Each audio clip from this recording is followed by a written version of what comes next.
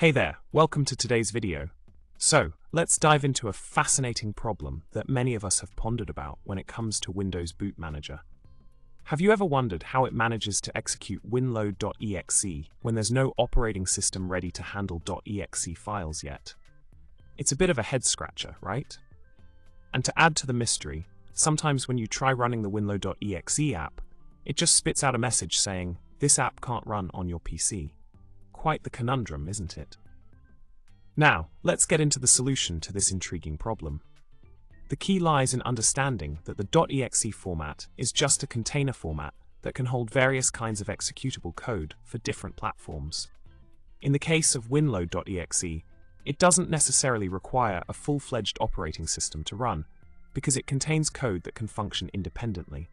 The bootloader plays a crucial role in loading the necessary sections of Winload.exe into memory, and then kicking off the execution process. Pretty neat, huh? And here's a fun fact for you. Those .efi files that UEFI programs use are essentially the same format as .exe files. They just expect a different environment to operate in. In summary, the .exe format is versatile enough to hold self-contained code that doesn't always rely on a full operating system to run. Windows Boot Manager, with its trusty bootloader, does the heavy lifting of getting the code loaded into memory and kickstarting the process. So, next time you encounter that "this app can't run on your PC" message, you'll know that it's all a part of the magic behind the scenes.